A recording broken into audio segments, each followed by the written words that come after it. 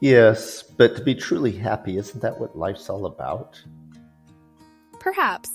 But the concept of happiness is complex, isn't it? How would you define it? To me, happiness is finding peace within oneself. It's about adopting simplicity in life. I don't know, maybe we should be resonating with Eastern philosophies like Buddhism, where the focus is not on worldly possessions, but achieving inner tranquility. Intriguing. I see it differently. Happiness for me lies in the balance of certain chemicals in our brain. Neurotransmitters. They're the ones at work when we feel joy, love, or satisfaction. So you're implying that our sense of happiness is essentially just a cocktail of chemicals. In a way, yes, but it's not just about these neurotransmitters. It's more about how we create an environment for these happy chemicals to thrive. Healthy habits, social engagement, balanced diet, they all play a part. There's wisdom in ancient Greek philosophy as well. Epicurus, for instance, preached about simple pleasures leading to sustained happiness. He warned against desires that are natural but not necessary, such as luxury possessions, because they lead to unnecessary anxiety and discontent. Interesting. On the topic of warning, dopamine, one of our happy chemicals, can sometimes be tricky. It's released when we achieve something, so it makes us want to repeat that achievement. This can lead to a loop of seeking gratification in ticking off tasks or achieving goals, which may cause stress if not kept in check. Ancient Stoics might agree with you there. They believed in tranquility over pleasure and cautioned against becoming a slave to our desires. It seems that the scientific and philosophical perspectives are intertwining in fascinating ways. I am not sure I believe in all of that. I do want to have a life with enjoyment, pleasure, and it is good to have desires too, as long as it is well balanced, but I agree with you on the simplicity thing. I think the problem with the word happiness is exactly that it is a word. In everyday use, it seems to encompass all that is good. And it seems even within my life. What was good at one point in my life is not as good in another point of my life. Yes, when I was a little kid, happiness was playing in the playground or running down a hill as fast as I could. And today, I feel very happy talking to you in a coffee shop about happiness. Thank you so much. So how does this whole happiness thing fit in your who swim me philosophy?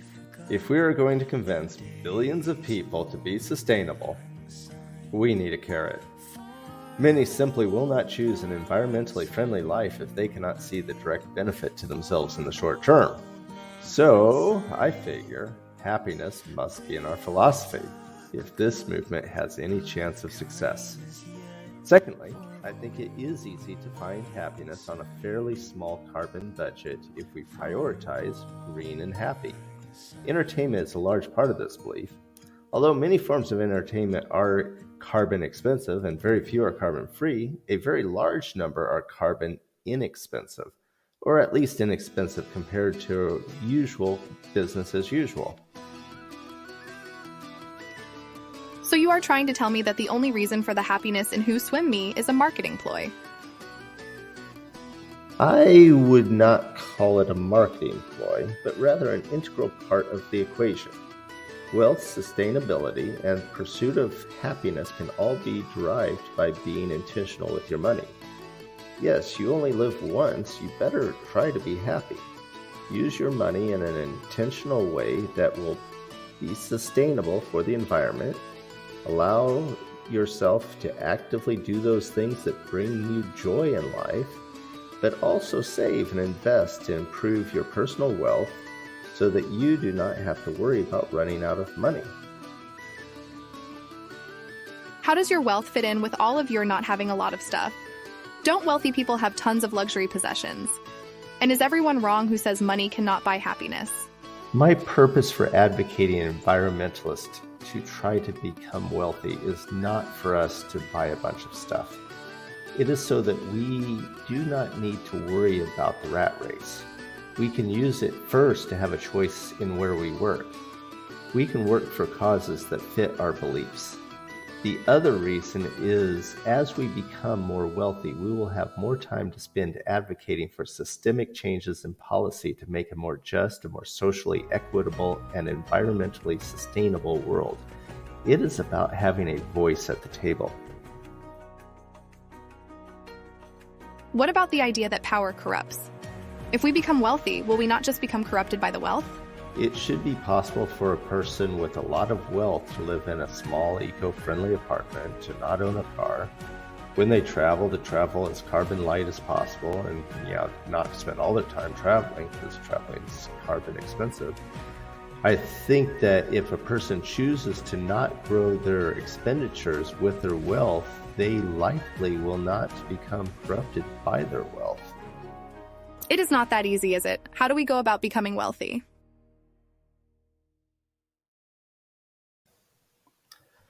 Conceptually, it is very easy to go about increasing your wealth. And pay attention to my words, increasing your wealth. I am not saying becoming rich tomorrow.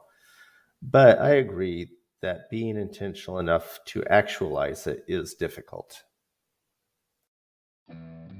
What if you only have a minimum wage job?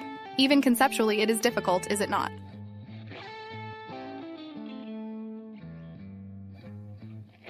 Certainly it's harder. I agree, it is a lot harder, definitely. And the increase in wealth will be much slower.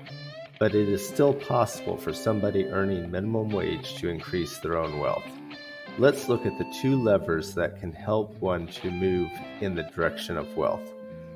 One of the levers is increasing income, and the other lever is decreasing expenses. It does not sound like a get-rich-quick plan. So this movement you are proposing with all of this wealth in the title is not about getting really rich really fast? No, it is not. And we're not all about becoming rich, but rather wealthy, happy, optimistic. We are intentional with our money, and we believe in more entertainment. This means outside physical fun, friends, family, enjoying life, but most of all, thinking about how much impact each of our choices has on the planet.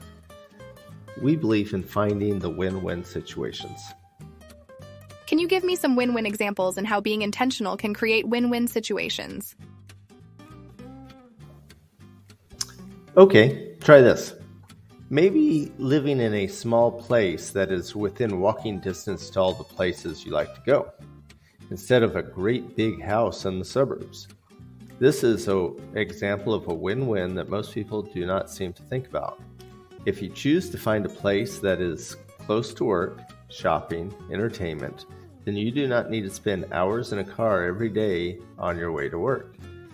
If you value your time even only at hourly wage, by the way, this is something that you can do even if you're paid salary, then this choice adds to many of our principles. 1, it saves carbon by not driving to work. 2, saves money by not driving. 3, it saves time. If you consider the biking around as getting exercise, it's really zero time travel because your commute is your form of exercise. This extra time can be spent with family and friends, actively entertaining yourself. It sounds like we do agree that happiness is a journey, not a destination. It's the conscious effort to lead a balanced life that can lead us to sustained happiness and a sustainable planet. In the end, leading a simpler, greener life may hold the key to our pursuit of happiness. By contributing positively to our world, we also make a positive contribution to our own lives.